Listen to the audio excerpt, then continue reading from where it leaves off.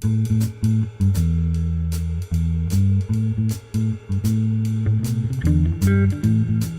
up, everybody? Welcome to Under Review. I'm Chase. I'm Faison. And we're going to be talking some NBA playoffs tonight. We're going to start off with the East. Who we got in the East? The playoffs are officially set now. So what's our matchups? Well, right now, the first matchup we have is the number 1 seed, the Toronto Raptors. They won almost 60 games this season, and they're going to be going against the Washington Wizards. All right. I like that matchup. That's not bad. Who else we got? Right now, also, we have the Boston Celtics, the 2 seed. They're going to be going against the Milwaukee Bucks and the Greek Freak.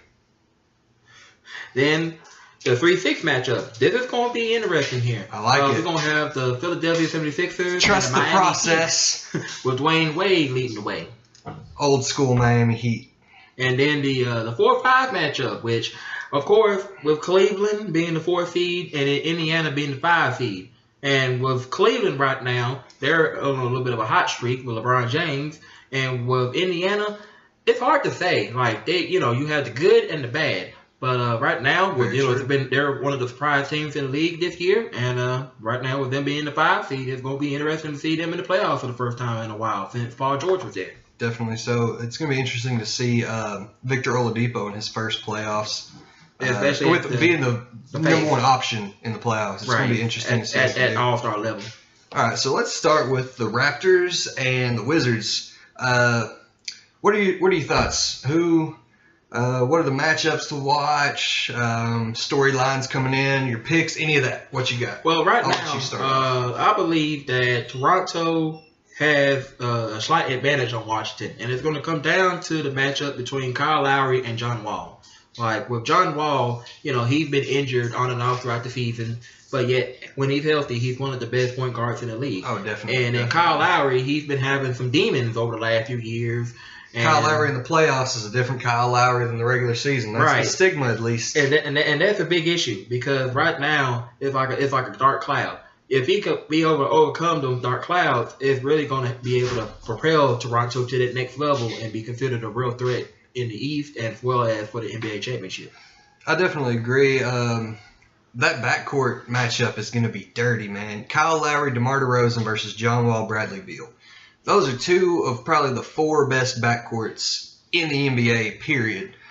So really for me, I'm looking at, you go to the forward positions, you got, I don't even know how to pronounce OG's last name. OG Anunoby? That's quite the closest thing we can get. I apologize if he's listening. Sorry. But you got him, Serge Ibaka, and Jonas Valanciunas in the front court versus Otto Porter Jr., Markieff Morris, and Marcin Gortat with Kelly Oubre coming off the bench. I mean, it's still deep there, but the way that Ibaka and Valanciunas have been playing lately, they have been difference makers this year. They're a handful down low, and I think that gives Toronto the biggest advantage. To where, honestly, a healthy John Wall and Bradley Beal, I'll take over Kyle Lowry and DeMar DeRozan. DeMar DeRozan's having a great season. Right. I don't want to take anything away from him. More on him later when we talk about all NBA coming up at the end of the show, or probably the third quarter of the show is about when we get to that. But so stay tuned. But no, I'm definitely taking the Raptors in this series. They're the 1 seed for a reason. They've won almost 60 games, pretty quietly too. A lot of people, not really giving them a lot of credit coming into the playoffs, but I mean they're legit. They've proven it. But let's get on to real basketball. Real basketball. With the 2-7 matchup, the Boston Celtics.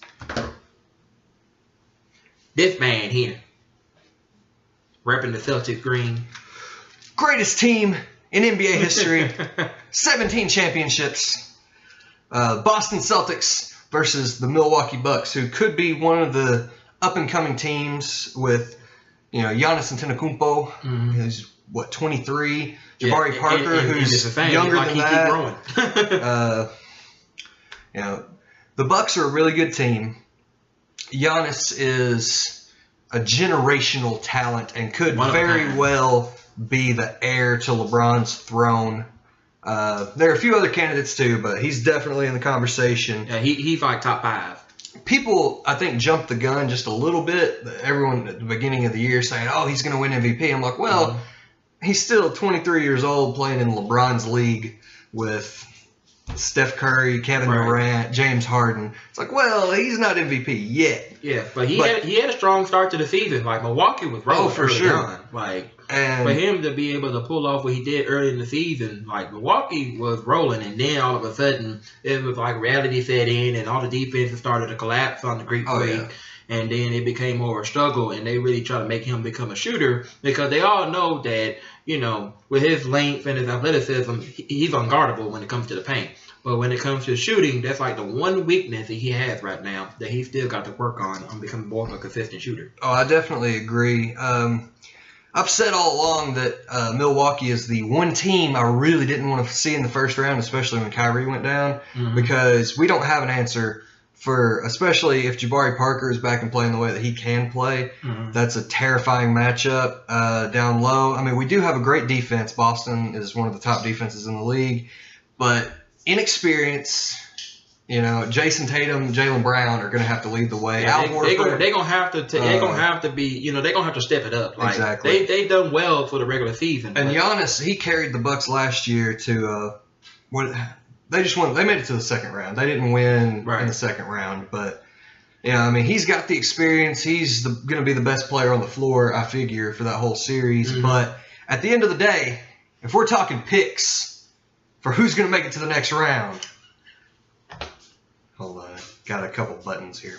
Yeah, he had a little almost there. Y'all. I've been sweating this whole time waiting to take this off. Yeah, he's been waiting all day for this.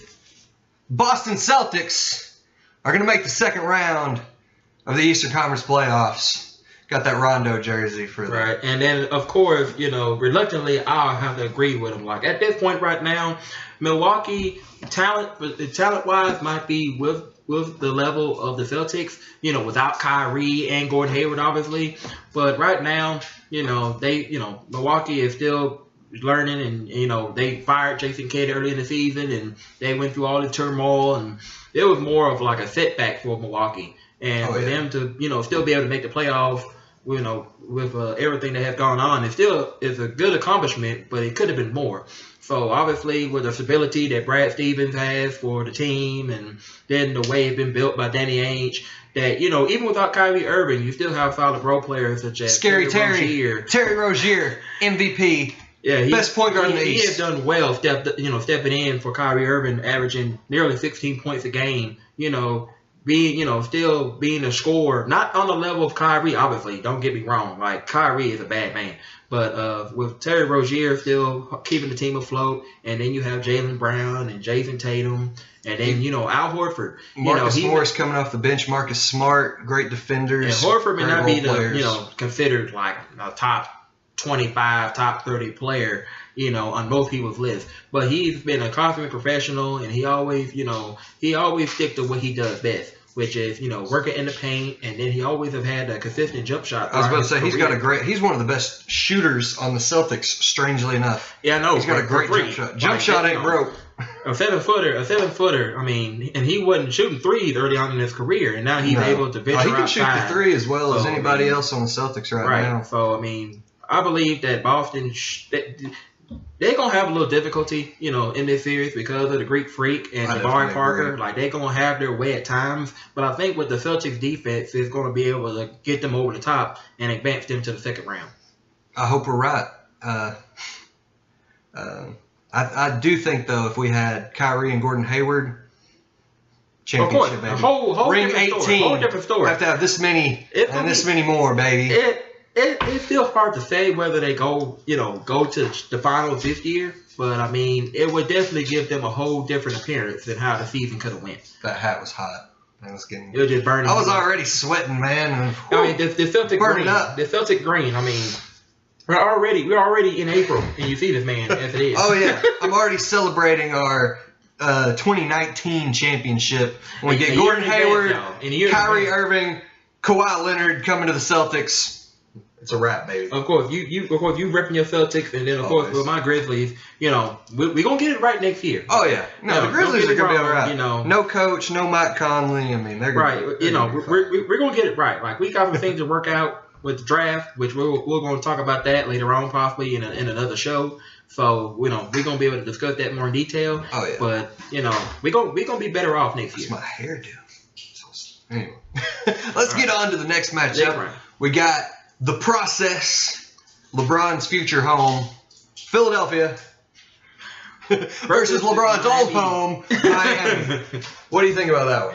Well, this I think might be the toughest matchup to call in the Eastern Conference for the first round. Because with Miami, with Dwayne Wade coming back after getting traded from Cleveland, it seemed like that, Dwayne Wade had bounced around from, being in Miami his whole career to then taking Chicago a 1-year trip back home to Chicago. Half a year to play with LeBron again. Yeah, and then he wanted to venture off and take like a mini vacation with his boy LeBron in Cleveland. Oh, yeah. And then with all the dysfunction that they had throughout the season, it was like, it was best for Dwayne Wade to go back to where he truly belonged, which is the Miami Heat. I agree with that. Now, with him with Justice Winslow and Gordon Dragic and Hassan Whiteside. When he wants to play, when the Heat want to play him, and right. whatever's going on with him, we'll speculate that in the offseason. Yeah, well, with all the young players that Miami have, and then Dwayne Wade bringing in that veteran leadership, it has propelled Miami to the level that they could have been if Dwayne Wade would have stayed. But now, that's in the past. Now we worry about right now. So for Miami to get to this level, go up against Philadelphia, I think right now I'll say Philadelphia because I think Philadelphia is a more talented team. But with that youth going against the experience of Dwayne Wade, I agree with Wade that. is going to have his way in this series. Wade's got 3 rings. I mean, he needed LeBron for 2 of them, Shaq for 1. But I mean, he's got a Finals MVP. He's undoubtedly a top. Like one of the best shooting guards of all time, like top. I'd say easily top 4. If you said Jerry West ahead of him, obviously Jordan and Kobe. Jordan and Kobe's 1 and 2. Them two. Dwayne Wade is probably my number 3. Maybe Allen Iverson, if you count him as a shooting guard. Yeah, it depends on how you shooting look guard. at Jerry it, West is the same way. That's another debate for another day. Yeah, Dwayne Wade is an all-time great. We're just making it clear. Dwayne Wade is definitely one of the best players of all time in the shooting guard position. However, out in Philadelphia, you have what could go down as a Magic and Kareem, Shaq and Kobe, Dwayne Wade and LeBron James. These guys are so young, y'all. Ben Simmons and Joel Embiid are 2. We got our top 25 NBA players coming up. Yeah, we will get to that. Do they both make the top 25? It's very possible. And that's right now. How old is Joel Embiid? 23, 24? 24, I believe. And Ben Simmons is 20 years old. Yeah. And they're already 21. Like, for them to be so young and already, they're prime. Like Joel Embiid, he, dealing with all the knee injuries he had for the last couple of years. And then now for him to blossom, this is like his most healthiest season he's had. And with him on the court, he makes a huge difference for Philadelphia in terms of their offense and their defense. And with Ben Simmons, he's the closest thing to Magic Johnson. Like, his point guard skills, like for him to be 6'10" and then be able to move down the court and then having the vision to set other people up. Like the only thing missing is a jump shot. And if he have a jump shot, if he gets a jump shot, he's the reincarnation of LeBron James. It's done. He's gonna be, if he gets a consistent jump shot to where he can shoot 40%, or even like 30, 35. Oh, just to be somewhat a good of a threat, to keep the pressure on him. Mid-range jumper. He don't even need the 3. If he gets a good mid-range jumper, I mean, he's going to be better than Giannis. Giannis will have the physical over him, but I mean, dude is already rookie or not, whatever you guys want to consider him. He's a rookie. Second year. Either way, second year, and he's averaging 16, 8, and 8 without a jump shot. 16 points basically off of layups. Like already getting into the paint, maneuvering his way somehow, some way. It's ridiculous. Like the only thing he's not good at is shooting and free throws. If he can get both of them down, or if he become a consistent free throw shooter, which he gonna have to because he's gonna be out a lot. Like he ain't gonna be able to score easy. No, not at all. Like he's gonna be almost unguardable. I think even though that they're young, I think Philadelphia takes this series. I mean, they're too talented to let a team like Miami doesn't have a true star right now that is going to say, all right, I'm putting you on my back. I mean, D-Wade is, like we said, all-time great. Right. But D-Wade today, is he going to put the Miami Heat on his back and say, all right, boys, let's go? I don't think so. I think that Ben Simmons and Joel Embiid are going to be more likely to do something like that with the veteran talent around him. J.J. Redick and Robert Covington. I think right now I think Toronto and Philadelphia are the two best teams in the East going into the playoffs. Philadelphia's on a 16-game win streak. They just beat the Bucks by 35. The longest winning streak going into the playoffs in NBA history. Like, who would have thought this team? And then, like, the last half of their streak has been without Joel Embiid. And he may be out for at least the first couple games of the first round in this matchup. So, I mean, I'm taking Philadelphia. I can't wait to see this. Like, this is going to be fun. I trust the process. I know I'm a Celtics fan, but I realize realities, too. I trust the process. Trust the process. Right. What's next? Well, the King.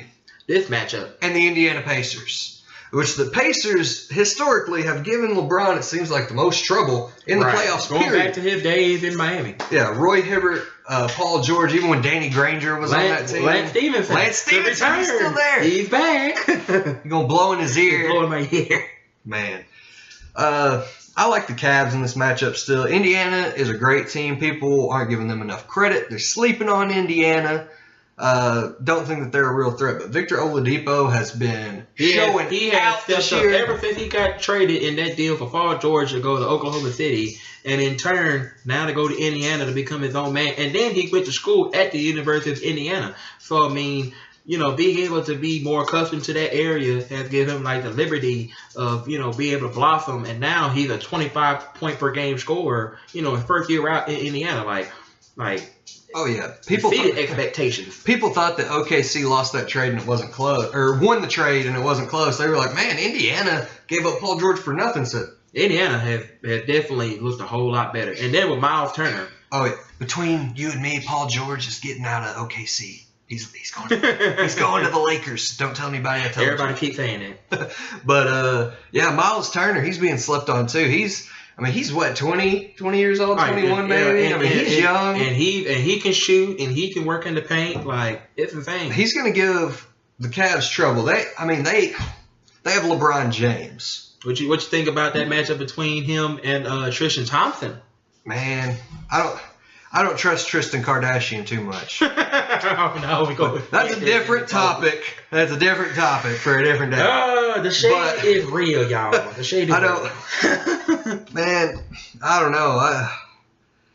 The way I see it, honestly, I think most matchups for Cleveland this postseason, I think they're going to be outmanned at every single position but small forward.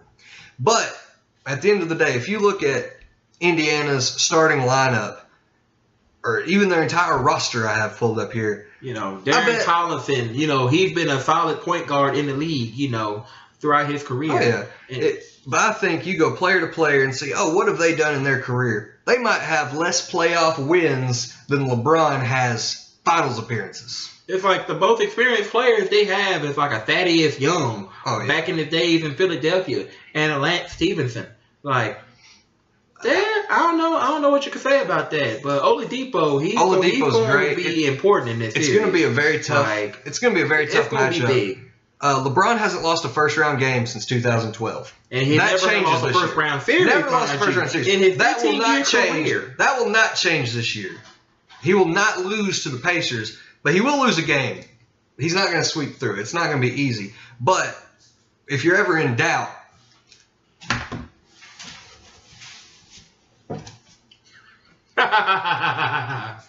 LeBron came back against a 73-9 team from a 3-1 deficit to win the finals almost by himself. Sure, he had help from Kyrie. I mean, yeah, Kyrie's great, whatever. He's a Celtic now, and I'm glad we have him. Mm-hmm. That's the king, baby. He's not losing in the first round. Like, I'm not being a LeBron fan, but I respect greatness. Like, I've been so up there hot with all these layers on, man. Like, I mean, look at this year for LeBron, in which we'll discuss that when it comes to our MVP talk a little later. Oh yeah. Like, he is, he's definitely like here, and it seems like everybody else is down here, except for James Harden. Like I said, at the end we'll get to that segment.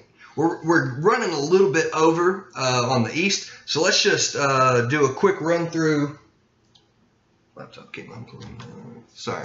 Let's do a quick run through of like our second round matchups. So according to us, we have Toronto versus Cleveland in the second round. Right, and then Boston versus Philadelphia. Ooh. Remember this? This man here, like, he's going to be sweating. What you think about that matchup? This is my team, all right? This is my team, die hard. I started watching the NBA in 2008, and I picked the Celtics as my team because Kevin Garnett was my favorite player to play on backyard basketball on the PC. And I said, oh, he plays for the Celtics. I'm going to root for them this year. And they won the whole championship. So I've been a Celtics fan ever since. But, man, they're not getting past Philadelphia without Kyrie or Gordon Hayward. Brad Stevens, maybe the coach of the year. Terry Rozier, best point guard in the East. The talent that Philadelphia has is insane. Like, I mean, with They the can't match rise up of with it. Simmons and the rise of Embiid, and then we're not even bringing up Markelle Fultz, the number one pick in the draft. He just all of a sudden came out of nowhere, and in the last game of the season, he got a triple-double. He's the youngest person in NBA history to have a triple-double. So, I mean, That's brand new news for us. That's another player that we haven't even accounted for basically for the whole season up until now. So, I mean, all the young players that Philadelphia has, and then the veteran presence of J.J. Redick and Jared Bayless, like, that's really going to help propel Philadelphia to that next level. And I'm calling them to go to the Eastern Conference Finals right now. I believe that they do go to the Eastern Conference Finals, and I believe that they face the Cleveland Cavaliers. And Toronto's great. I don't know about that. Toronto's having the best year that they've had. If they're ever going to beat LeBron in the playoffs, it's going to be this year. They're the deepest they've ever been. They play great defense. They got a different offense. They shoot the three well finally. But I just... LeBron James, I still believe in him. 33 years old, season 15, been to 7 straight finals. He's not going to lose in the second round of the playoffs. I don't see it happening. He's chasing Jordan, in his own words, and he knows... Which some people have said that he's better to lose before the finals than to lose in the finals again. And I say you're crazy. You are crazy.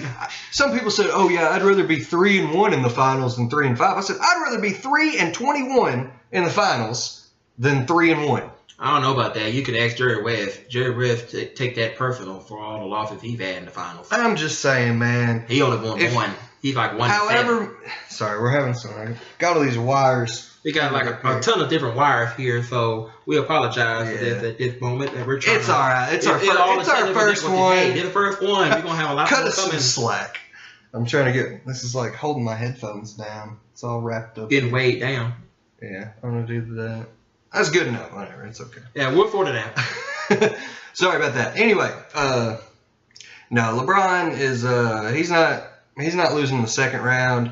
I'm calling it. I'm saying it right now. You taking Toronto and Philadelphia in the conference finals? Yeah, I'm taking brand new, fresh matchup. Like in I like it. I would like to see it. Just I don't want to see Cleveland and Golden State again. I really don't. I've seen it 3 times already. That particular matchup has gotten old. Like, you know, after the second year, which Cleveland was able to overcome, you know, being down 3-1, which would have won the first one. No Kevin Love, no Kyrie Irving. Right. LeBron James averaged like 30, 15, and 15 and lost. And then the year Cleveland won it, Golden State 73-9, greatest regular season of all time, exceeded the 95, 96 Bulls, and you know everything was going Golden State's way. And then you had good old LeBron messing with Draymond Green. Bye bye Draymond. And then before you know it, shouldn't have messed with the king, baby. Anyway, enough about that. So my Eastern Conference Finals is Cleveland and Philadelphia. And LeBron himself called I want to say Big Ben. Not Ben Roethlisberger. Ben Simmons. He called him the Fresh Prince. You know what a prince is? The heir to a king. Mm-hmm. LeBron's still the king, baby. Make it 8 in a row. Because the Cavs are going to the finals. Write it down. I'm going to get a tattoo of it. Cavs are going to the finals. Or probably something shorter than that. Yeah, you don't want all that. LeBron round 8 in a row.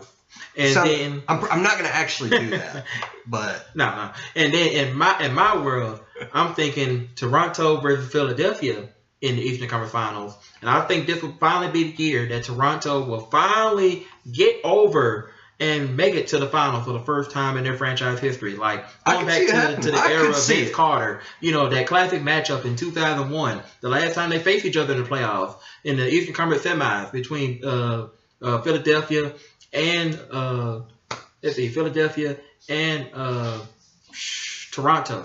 That matchup between AI and Vince Carter was epic. And you know, that was an all-time matchup that, you know, if you know, for those who grew up in the 90s to watch that matchup, if you can remember, that game 7 was one of a kind, with Vince Carter barely missing the game winner. So now, fast forward almost two decades later, in the Eastern Conference Finals, I'm gonna say it right now, Toronto, with the depth they have, with Van Fleet, I mean, I think that they're gonna finally get to that level, and Lowry and DeRozan won't come up short, and they're gonna be able to get to the finals for the first time. I'm all for it happening. I just don't see it happening. But we're going to take a quick break. We're going to come back and talk about the West. And so we'll see you in just a minute. This episode of Under Review is brought to you in part by ramen noodles. Because we're so broke, it's all we can afford. Ramen noodles is not a real sponsor.